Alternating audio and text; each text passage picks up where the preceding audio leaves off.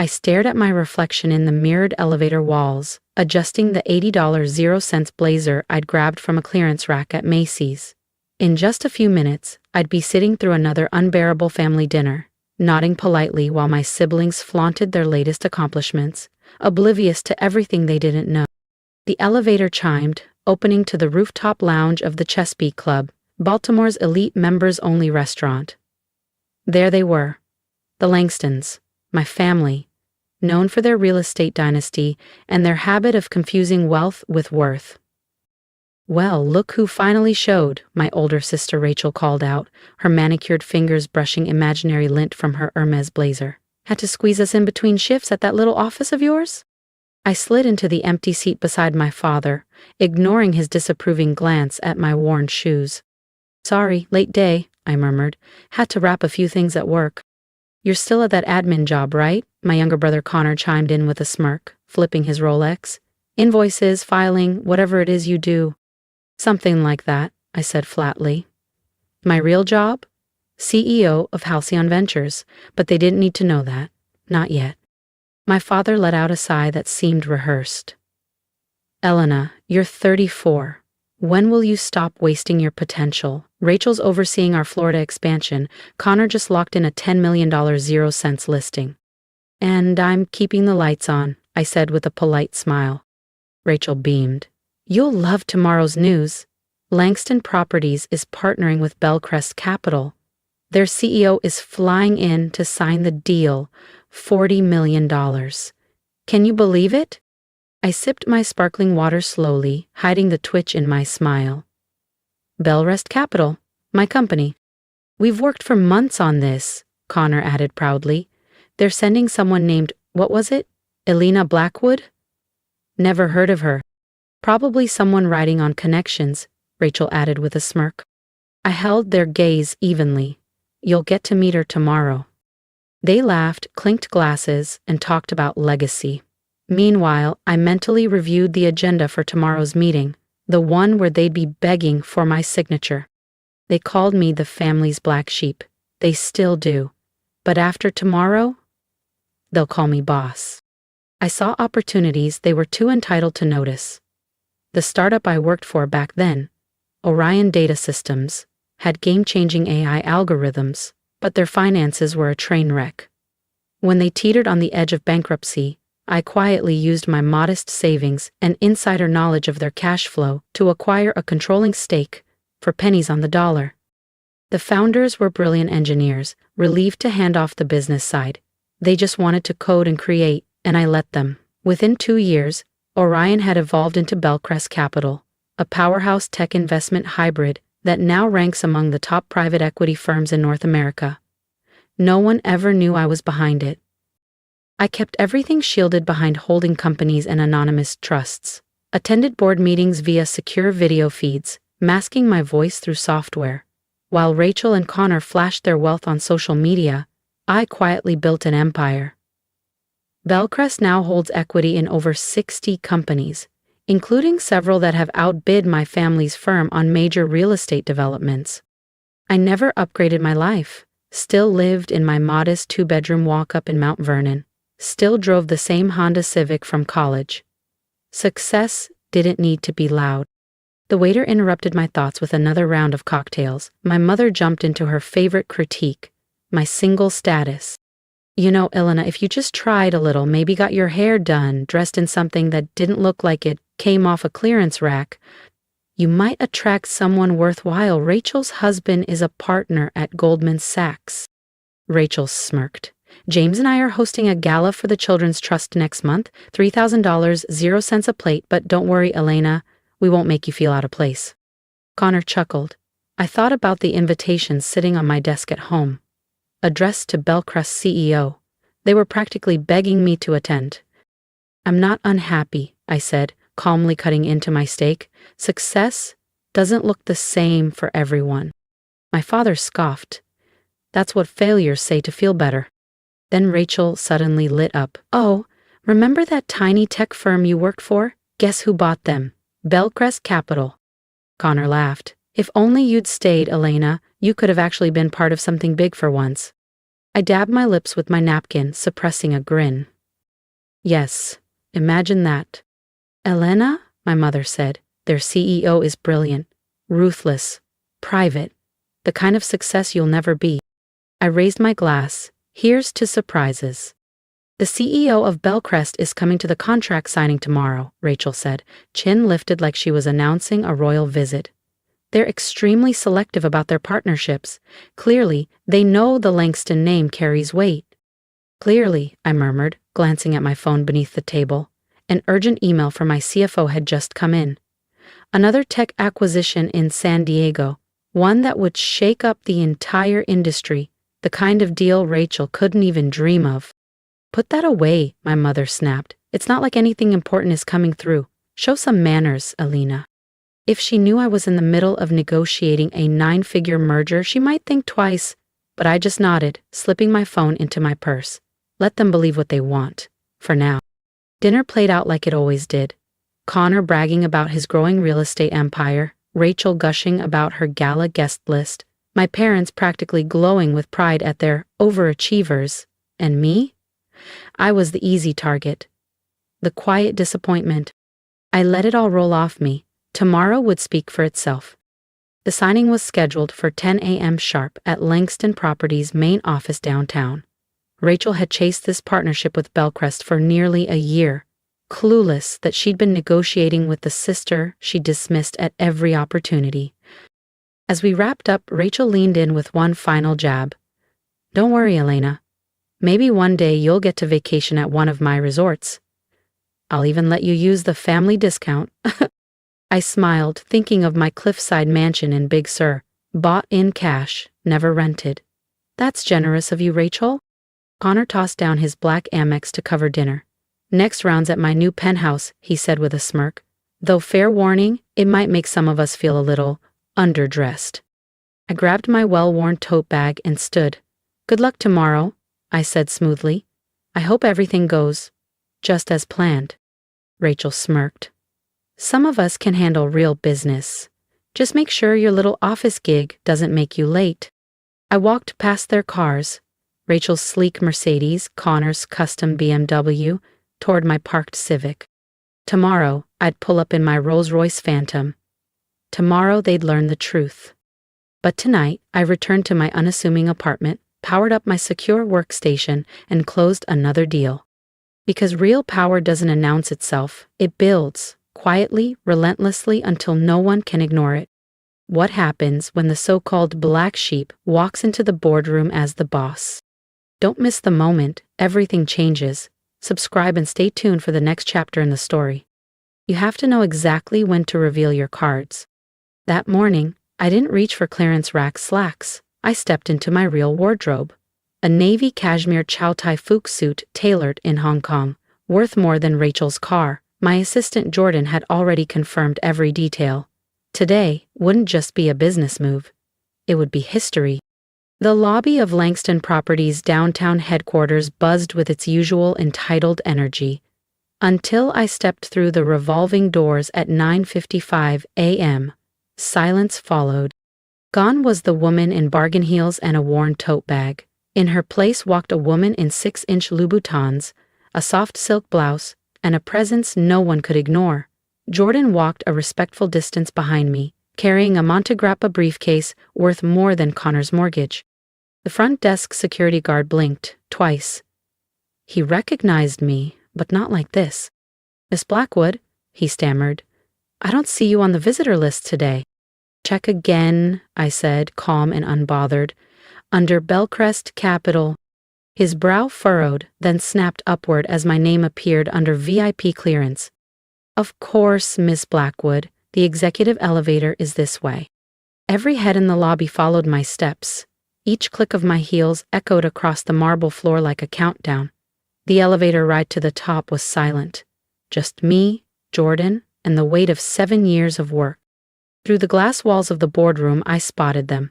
Rachel pacing in her fake designer suit, ironic considering my company now owned that designer's global licensing.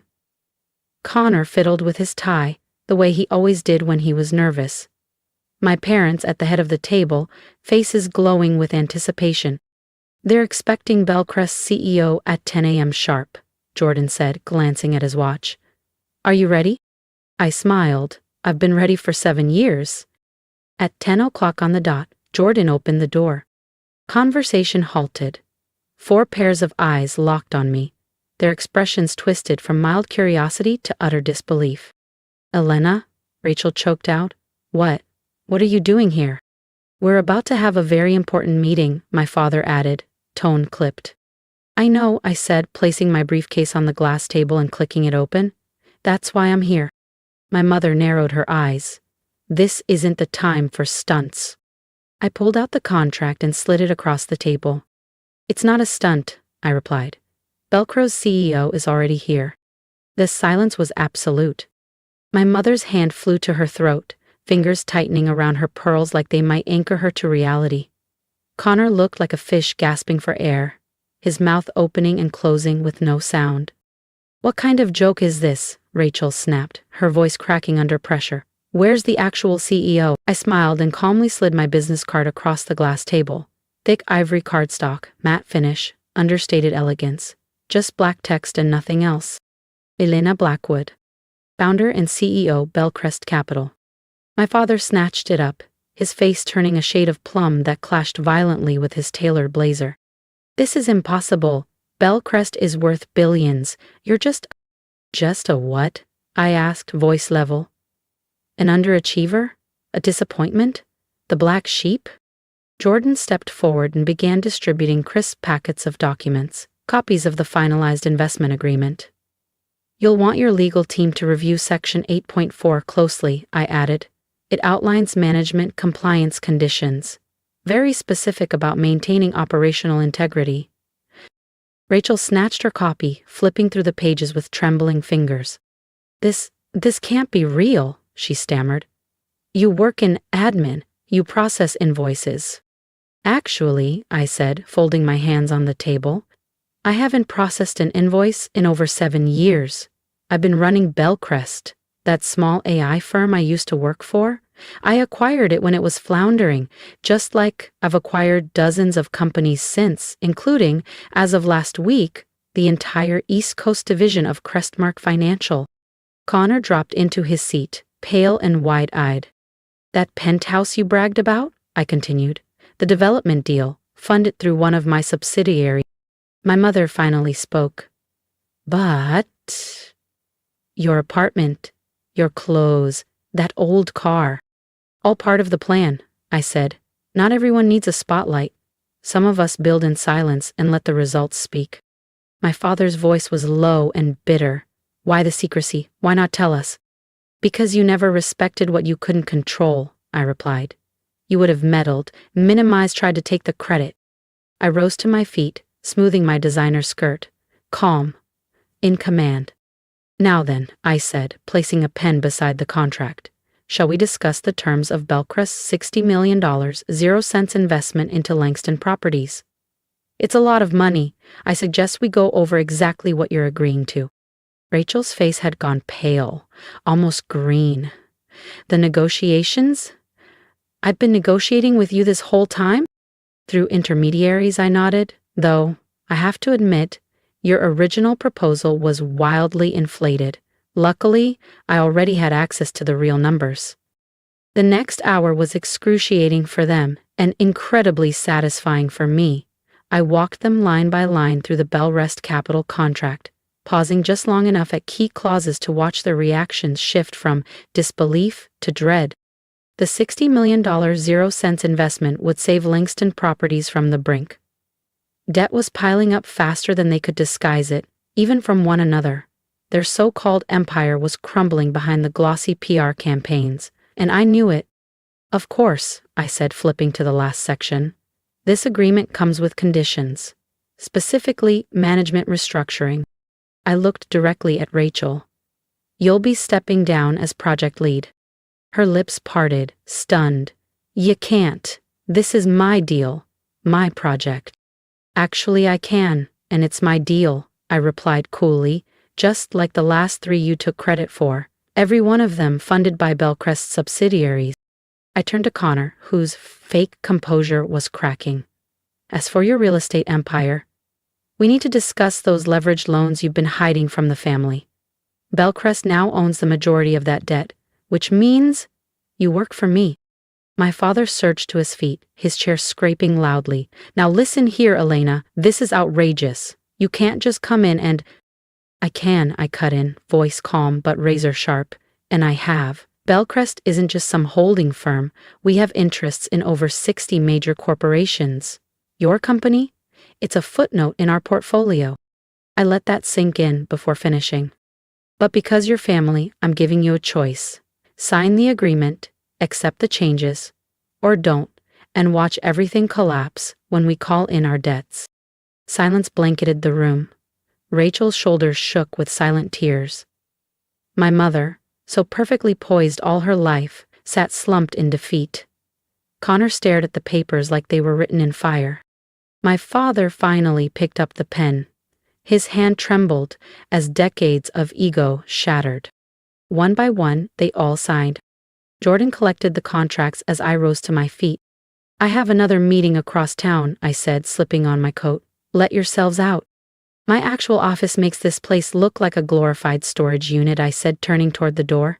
Jordan will walk you through the transition. I paused, hand on the handle. Oh, and Rachel, about that charity gala next month? Don't worry about my invitation. She blinked. Why? I bought the venue last year, I replied with a faint smile. Actually, I own most of the buildings your events are hosted in. Funny how that works. The ride back to Belcrest's real headquarters gave me a moment to reflect. Their stunned faces had been deeply satisfying, yes, but this wasn't about revenge, it was about liberation. I was finally free to stop pretending. My phone buzzed, a text from my mother. Why didn't you tell us? I stared out at the Baltimore skyline, thinking of every dinner where they ridiculed my car, every backhanded comment about my potential, every time they treated me like background noise. Because you never would have believed me. You only respect power when it's shoved in your face. In the months that followed, the landscape shifted. Rachel was quietly reassigned to a strategic advisory role, a graceful way of being sidelined. The projects she once claimed were now credited properly to Belcrest's team. Connor's real estate empire was folded under Belcrest's restructuring unit, his debts absorbed, but his independence gone. As for my parents, they rewrote the past like prose. Suddenly, they always known I was gifted, they gushed to friends about their visionary daughter, the mysterious billionaire who just needed time to bloom. I let them talk. It cost me nothing. I kept my modest apartment for balance, and finally retired the Civic, donating it to a local women's shelter. My real residences, including the private penthouse that crowns Belcrest Tower, remained my secret refuge. The next family dinner? It took place in my executive suite, 60 stories above the city. They marveled at the floor-to-ceiling skyline views, the curated modern art, the quiet opulence. I raised a glass of red that cost more than Rachel's monthly salary. Success, I said softly, isn't about what you show off, it's about what you build when no one's watching. No one dared respond. For once, the black sheep had silenced the flock. But the real twist? I still shop at Target. Because real power doesn't need validation. It knows exactly who it is and doesn't flinch when no one else does. If you've made it to the end of my story, thank you. Not just for watching, but for seeing me. For years, I was the one overlooked. The black sheep. The quiet observer who didn't fit into their mold. But I've learned that you don't have to shout to be strong, and you don't need approval to be worthy. If you've ever been underestimated, if your value was measured by your car, your clothes, or how well you fit someone else's expectations, leave a comment below. Tell me your story. I truly want to hear it. And if any part of this resonated with you, hit subscribe, not for the drama, but for the reminder that sometimes the ones they doubt the most are the ones quietly building empires. You don't have to prove your worth to anyone who refuses to see it, you just have to know it for yourself and build anyway, quietly, relentlessly, and in your own way.